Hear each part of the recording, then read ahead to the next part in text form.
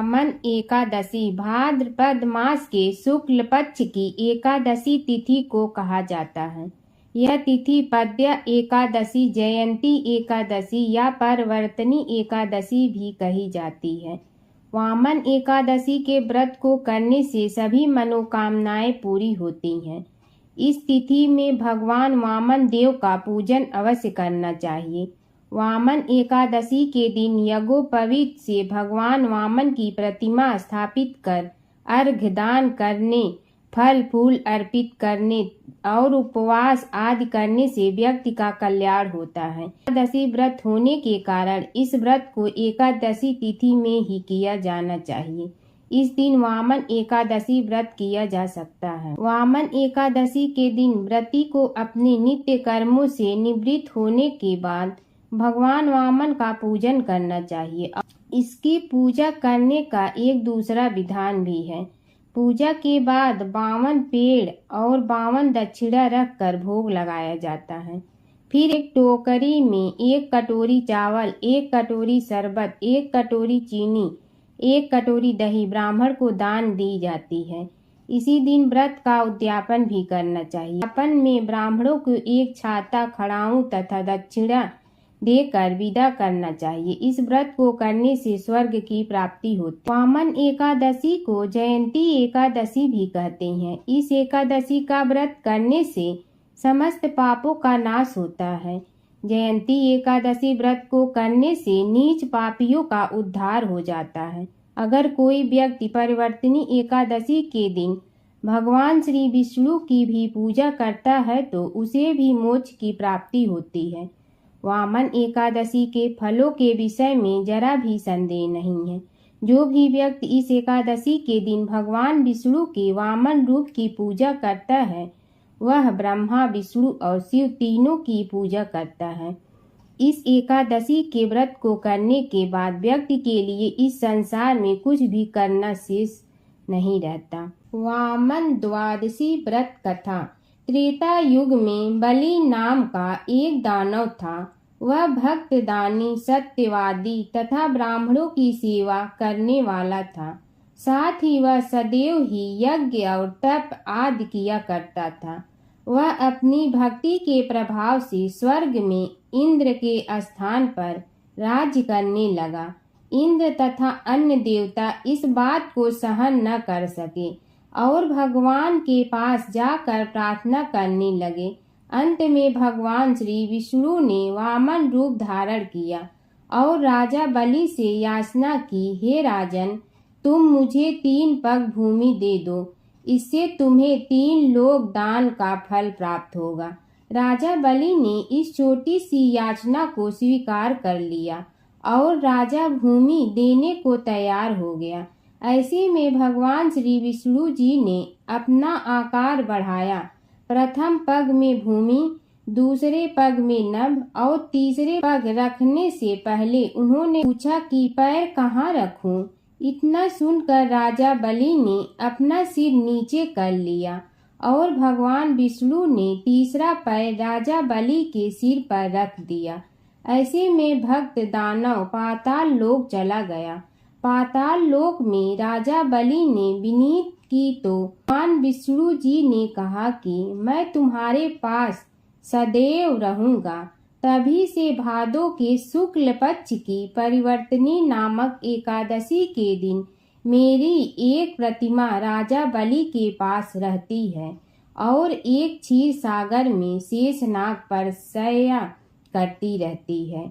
इस एकादशी के दिन भगवान श्री विष्णु सोते हुए करवट बदलते हैं। इस दिन त्रिलोकी के नाथ श्री विष्णु भगवान की पूजा की जाती है। इस दिन चावल और दही सहित चांदी का दान करने का विशेष विधि विधान है। शिव महापुराण के अनुसार पौराणिक समय में दैत्यों का राजा दंभ हुआ करता था।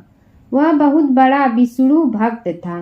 कई सालों तक उसके यहाँ संतान नहीं होने के कारण उसने शुक्राचार्य को अपना गुरु बनाकर उनसे श्री कृष्ण मंत्र प्राप्त किया। यह मंत्र प्राप्त करके उसने पुष्कर सरोवर में घोर तपस्या की। भगवान विष्णु उसकी तपस्या से प्रसन्न हुए और उसे संतान प्राप्ति का वरदान दे दिया। भगवान विष्णु के वरदान से राजा दंभ के यहाँ एक पुत्र ने जन्म लिया। इस पुत्र का नाम शंखचूड़ रखा गया। बड़ा होकर शंखचूड़ ने ब्रह्मा जी को प्रसन्न करने के लिए पुष्कर में घोर तपस्या की। उसकी तपस्या से प्रसन्न होकर ब्रह्मा जी ने उसे वरदान मांगने को कहा। तब शंखचूड़ ने वरदान मांगा कि वह हमेशा अजर अमर रहे, वह कोई भी देवता उसे नहीं मार पाए। ब्रह्मा जी ने उसे यह वरदान दे दिया और कहा कि वह बद्री वन जाकर धर्मध्वज की पुत्री तुलसी जो तपस्या कर रही है उसे विवाह कर ले। शंखचूड़ ने वैसा ही किया और तुलसी के साथ विवाह के बाद सुखपूर्वक रहने लगा। उसने अपने बल से देवताओं, असुरों, दानों, राक्षसों, गंधर्वों, नागों, किन्नरों, मनुष्यों तथा त्रिलोकी के सभी प्राणियों पर विजय प्राप्त कर ली। वह भगवान श्री कृष्ण का परम भक्त था। शंखचूड़ के अत्याचारों से सभी देवता परेशान होकर ब्रह्मा जी के पास गए और ब्रह्मा जी उन्हें भगवान विष्णु के पास ले गए। भगवान विष्णु ने कहा कि शंखचूड़ की मृत्यु भगवान शिव के त्रिशूल से ही होगी, अतः आप उनके पास जाएं। भगवान शिव ने चित्ररथ नामक गण को अपना दूत बनाकर शंखचूड़ के पास भेजा। चित्ररथ ने शंखचूड़ को समझाया कि वह देवताओं को उनका राज्य लौटा दे, परंतु शंखचूड़ ने मना कर दिया और कहा कि वह महेश्वर से युद्ध करना चाहता है। भगवान शिव को जब यह बात पता चली तो वे युद्ध के लिए अपनी सेना लेकर निकल पड़े। इस तरह देवता और दानवों में घमासान युद्ध हुआ, परंतु ब्रह्मा जी के वरदान के कारण शंखचूड़ को देवता नहीं हरा सका। भगवान शिव ने शंखचूड़ का वध करने के लिए जैसे ही अपना त्रिशूल उठाया, तभी आकाशवाणी हुई कि जब तक शंखचूड़ के हाथ में श्री हरि का कवच है और इसकी पत्नी का सतीत्व अखंडित है, तब तक इसका वध असंभव है। आकाशवाणी सुनकर भगवान विष्णु वृद्ध ब्राह्मण का रूप धारण कर शंखचूड़ के पास गए और उससे श्री हरि कवच दान में मांग लिया। शंखचूड़ ने वह कवच बिना किसी संकोच के दान कर दिया। इसके बाद भगवान विष्णु शंखचूड़ का रूप बनाकर तुलसी के पास गए। शंखचूड़ रूपी भगवान विष्णु ने तुलसी के महल के द्वार पर जाकर अपनी विजय होने की सूचना दी। यह सुनकर तुलसी बहुत प्रसन्न हुई और पति रूप में आए भगवान का पूजन किया, वह रमण किया। ऐसा करते ही तुलसी का सतीत्व खंडित हो गया और भगवान शिव ने युद्ध में अपने त्रिशूल से शंखचूड़ का वध कर दिया। तब तुलसी को पता चला कि वे उनके पति नहीं हैं, बल्कि वे तो भगवान विष्णु हैं। क्रोध में आकर तुलसी ने कहा कि आपने छल पूर्वक मेरा धर्म भ्रष्ट किया है और मेरे पति को मार डाला, अतः मैं आपको श्राप देती हूँ कि आषाढ़ होकर धरती पर रहें। तब भगवान विष्णु ने कहा, देवी तुम मेरे लिए भारतवर्ष में रहकर बहुत दिनों तक तपस्या कर चुकी हो। तुम्हारा यह शरीर नदी रूप में बदलकर गंडकी नाम नदी के रूप में प्रसिद्ध होगा।